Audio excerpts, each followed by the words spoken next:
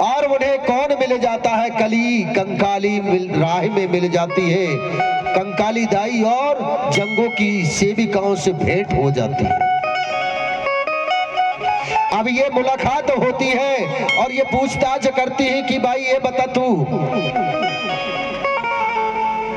कहाँ की रहने वाली, क्यों रो रही, इस जंगल में क्यों आई है, तेरे ऊपर कौन सा संकट आ गया, तेरे ऊपर कितना दुख पड़ गया है, किसने तुम्हें दुख दिया है?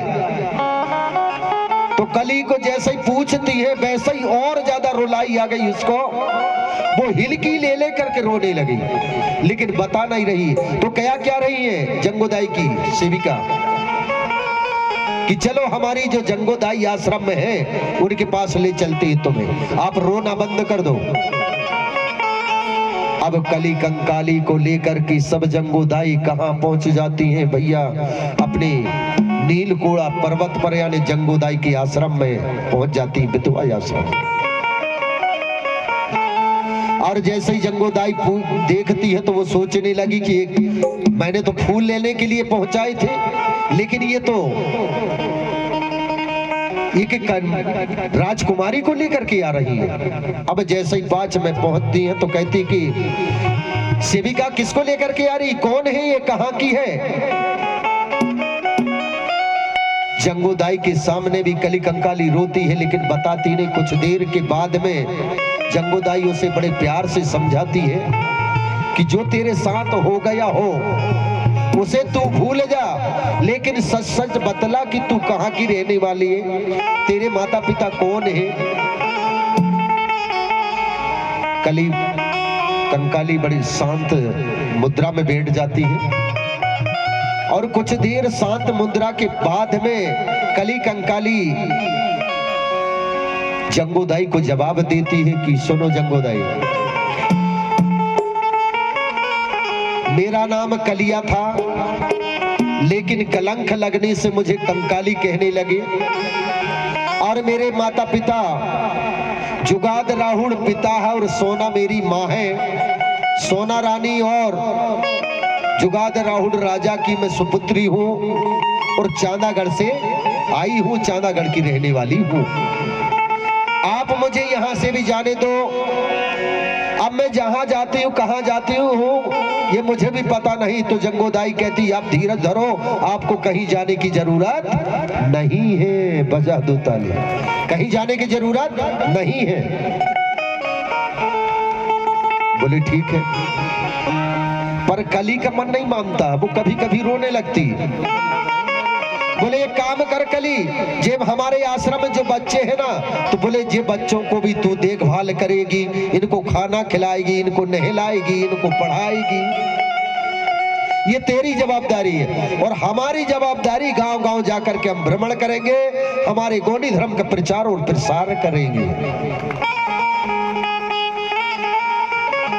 आज के दिन अगर हमारी महिलाओं के चलो 10-20 महिलाएं तुलसी गांव चले और तुलसी गांव वालों को प्रचार करें, तो ये जाने के लिए तैयार नहीं है। जब सोना निकलाने नहीं आए आदमी, है ना, तो प्रचार करने कितने जाएंगे? है ना भाई, ये सही बात है कि नहीं? जब सुनने के लिए आप लोग नहीं आ सकते तो फिर प्रचार करने के लिए कहां जाओगे? है ना? तो ऐसा ही ये दिशा यहाँ पर चल रहा है। तो वो उस समय नहीं चलता था। बताइए कितनी सलाह सुमत थी उन पर। जो महिलाएं अपने धर्म का प्रचार करने के लिए जागाओं से बागाओं, बागाओं से बागाओं, बागाओं से बागाओं उठाना और बाना बनवाना, ये काम करती थी। कली ने हाँ बोल दी, ठीक है, यहाँ के जो भी बच्चे हैं उनको मैं देखभाल करूंगी। ये समझो कि मैं उन बच्चों की माँ हूं। कली का प्रतिदिन का कार्य था कि उन्हें नहलाना, फिर उनको खाना खिलाना, फिर उनको पढ़ाना, और ज्यादा बोर हो गए तो फिर उन्हें खेल कूद करने के लिए ले जाना, खेल कूद के लिए छुट्टी दे देना। अब ऐसा करते करते कुछ जब समय आया, 8 माहे 9 माहे जब बीते, तो कली ने भी अपने बच्चे को जन्म दिया। बजा दो ताली। तो कितने बच्चे को जन्म दी? एक बच्चा को जन्म दी। लेकिन कितने बच्चों की मां बनी? 33 बच्चों की मां बनी। ठीक है ना? वो कैसे बनी? एक बच्चा वो का स्वयं और 32 बच्चे जो जंगोदाई की आश्रम में उनके मिलाकर के 33 बच्चों की मां बन गई। बजा दो जोरदार ताली। जन्म नहीं दी।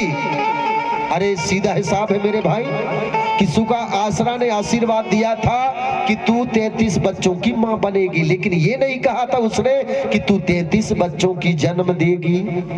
ये नहीं कहा था उसने कि तू 33 बच्चों को जन्म देगी। ठीक है ना? तो कहीं कहीं सवाल उठते हैं, लोग फोन लगाते हैं, मुझसे पूछते हैं कि गुरुजी 33 बच्चों को कैसे जन्म दी कली कंकाली? अरे मूर्ख हो, अब इतना सुन सुन करके आप लोग, आपके गांव में पुनेम हो गई 3-3 बार और फिर तुम मूर्खताई बता रहे हो कि कली कंकाली ने 33 बच्चों को कैसे जन्म दिया?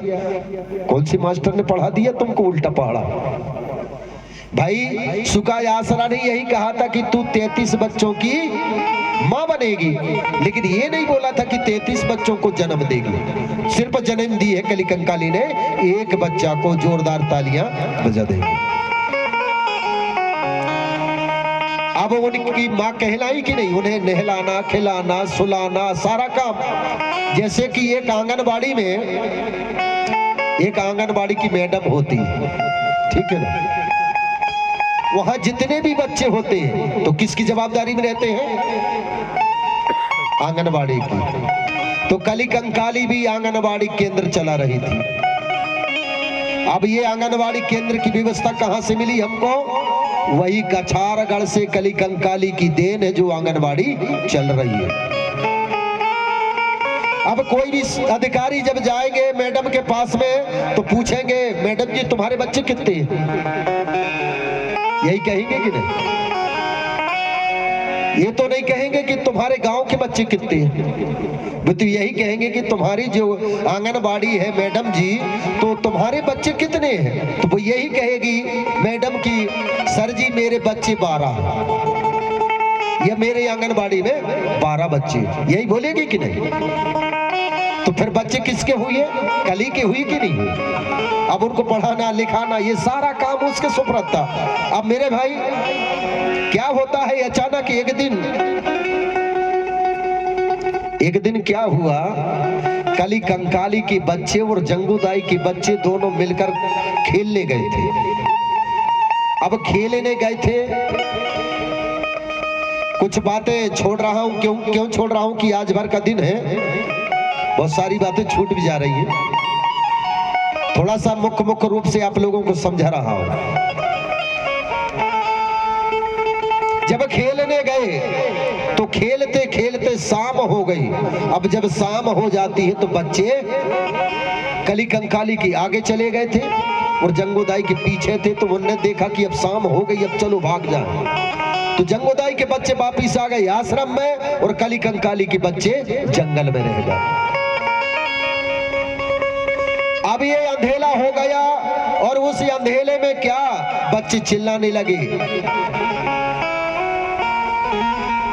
माँ किधर हो आओ, माँ किधर हो आओ, दाई किधर हो आ जाओ, हे दाई आ जाओ, ऐसा करके पुकार रहे हैं बच्चे। अब रात हो गई, रात उन लोगों ने जंगल में गुजारा। 2 दिन हो गए, 3 दिन हो गए, 4 दिन हो गए, 5 दिन तक हो गए। अब ये भूख में तड़प रहे हैं, चिल्ला रहे हैं। और अमरकोट से शंभू बाबा पेनक बेड़ी चले गए। तो पेनक बेड़ी से भ्रमण करके वो फिर कहां पहुंच गए थे? कछारगढ़। और वो सोच रहे थे कि कछारगढ़ को ये घूमते घामते और अमरकोट को निकल जाएंगे। तो गौरादाई ने कहा कि हे भोले बाबा, बिल्कुल भोले ना बनो। बोले काहे? तो मैं भोले यही से कहता कि शंभू बाबा बाबा बाबा ही बने रहे हो का? बोले कि हो क्या गया? अरे कहीं इधर उधर थोड़ा सा आवाज तो लेते रहो। बोले किसका? कहीं बच्चों की आवाज आ रही है? बोले हाँ ये बात तो है कि बच्चों की आवाज तो आ रही है, तो क्या करेंगे? बोले चलो ना, बोले देखा जाए। आगे चल के जंगोदाई मिल जाती है। अब जंगोदाई मिल जाती है तो उन्हीं के आश्रम के नजदीक से ये गुजरते हैं, तो क्या कहते हैं शंभू बाबा कि जंगोदाई तुम्हारे आज आश्रम में बच्चे नहीं है? बोले शंभू बाबा क्या बताएं, 4-5 दिन हो गए, मेरे बच्चे तो आ गए लेकिन कंकाली के बच्चे नहीं आए। अच्छा बोले इसलिए तो यहाँ पर बच्चे नहीं दिख रहे। बोले वहां से फिर शंभू गौरा जाते हैं, उन बच्चों को खोजने लगते हैं। कैसे?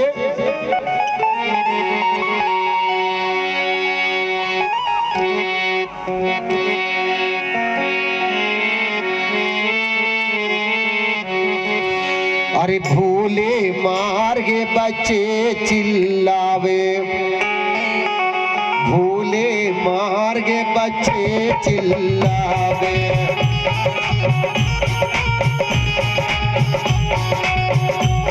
ये भूले मार्गे बच्चे चिल्लावे, मैया मैया के बुलावे।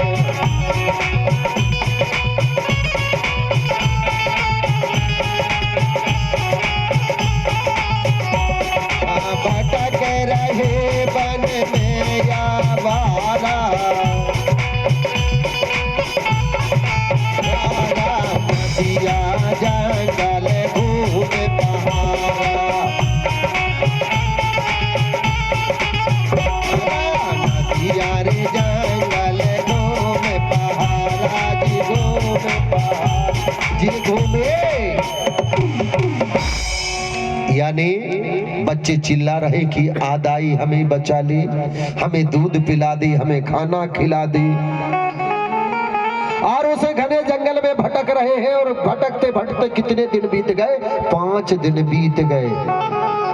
जब शंभू गौरा पास में पहुंच जाते हैं तो क्या होता है, बच्चे दौड़ करके गौरा दाई को लिपट जाते हैं, कहे माँ हमें दूध पिलाओ, दूध पिलाओ, दूध पिलाओ, हमें खाना खिलाओ माँ। तो गौरा दाई कहती कि बेटा धीरज रखो, तुम्हें सब मिलेगा, दूध मिलेगा, खाना मिलेगा, लेकिन चलो हमारे साथ।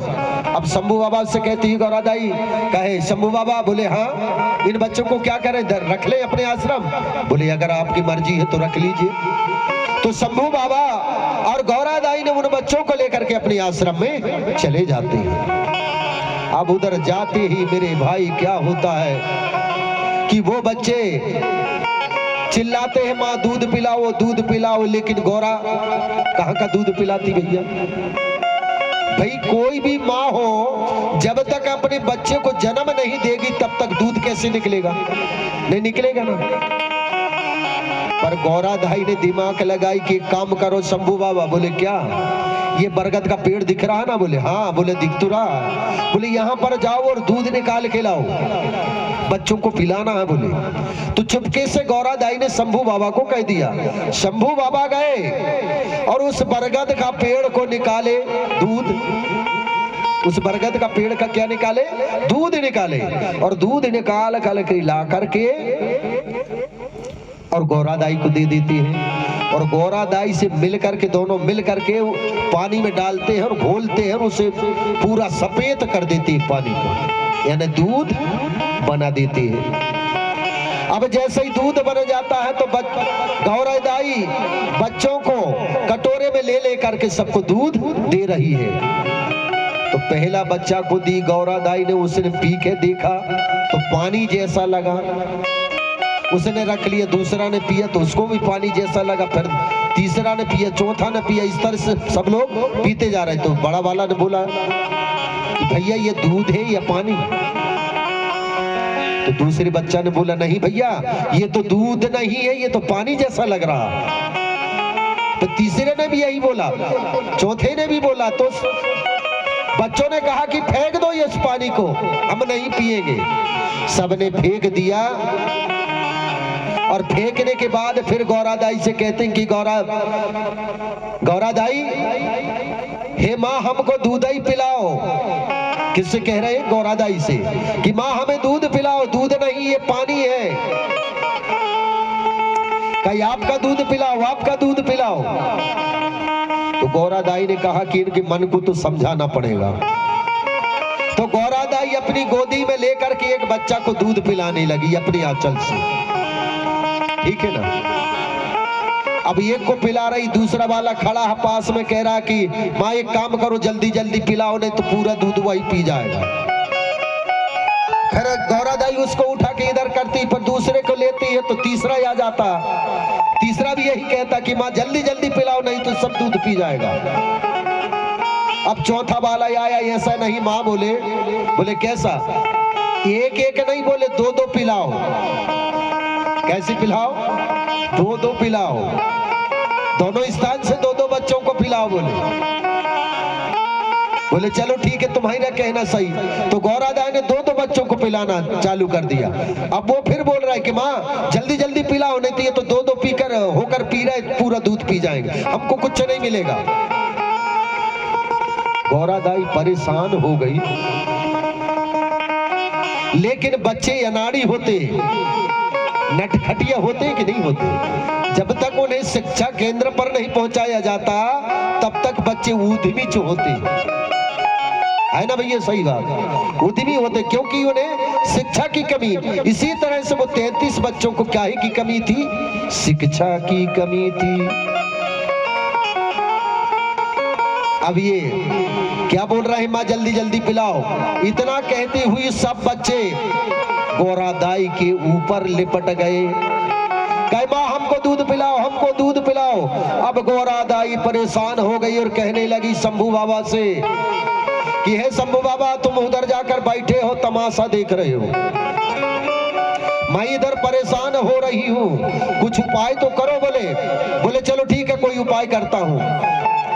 तो क्या हुआ, शंभू बाबा जाते हैं, पास में नजदीक में एक पेड़ लगा होता आस्तों का। आज भी हमारे लोग जंगल पहाड़ जाते हैं, लकड़ी बांध के लाते हैं, रस्सी नहीं ले जाते हैं तो बक्कल की जरूरत पड़ती है। तो उस समय कुछ का पेड़ नहीं मिला शंभू को, तो आस्तों का पेड़ मिला और आस्तों की छड़ी काट तोड़ करके उसका बक्कल निकाला और उसका रस्सी बनाया।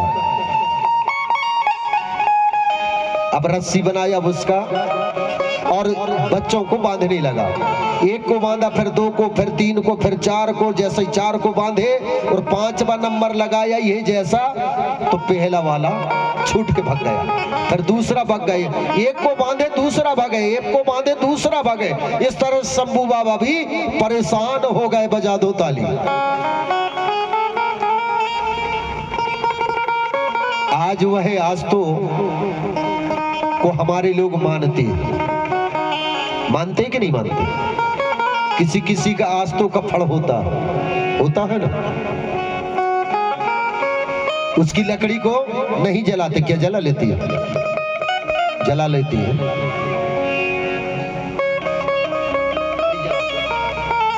उसकी लकड़ी को आज भी हमारे लोग नहीं जलाते। आज वो प्रथा कहां से बनी? हमारे आस्तों के फल वाले कहां से बने? उन्हीं 33 देवता से बने जिनको शंभू बाबा ने बांधा था। उसकी मर्यादा का पालन आज भी हमारे लोग कर रहे हैं। जोरदार तालियां बजाना पड़ेगा।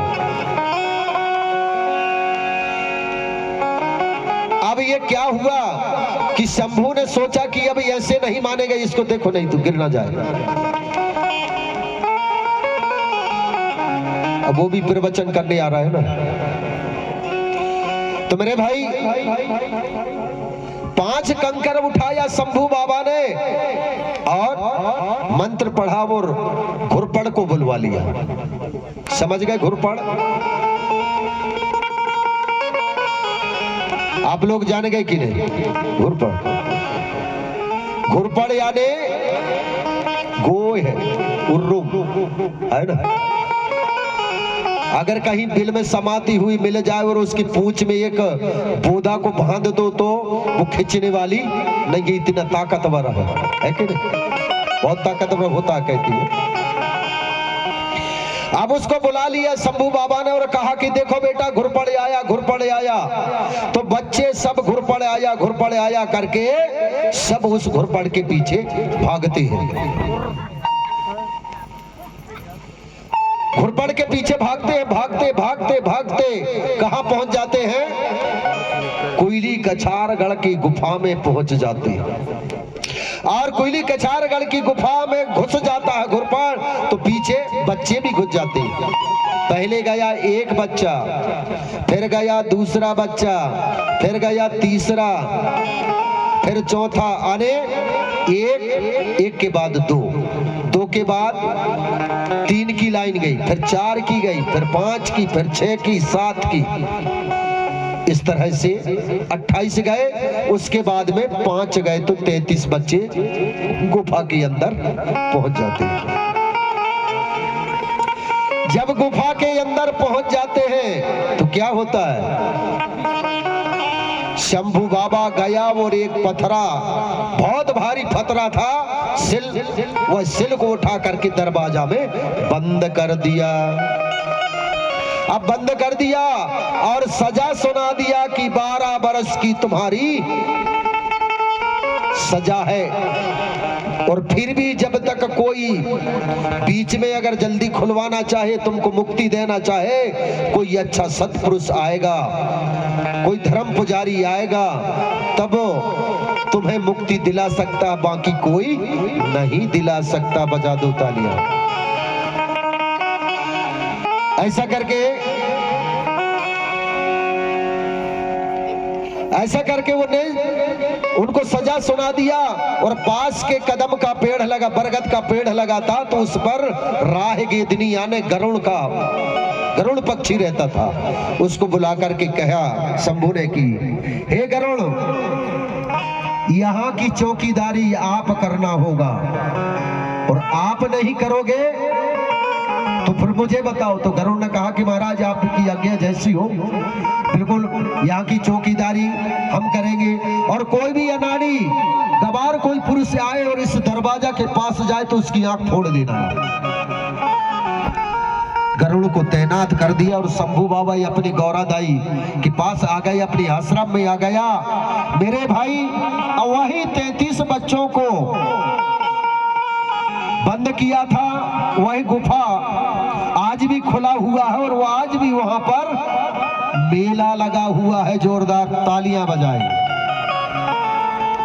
और वहां पर लाखों लोग दर्शन करने के लिए गए हैं।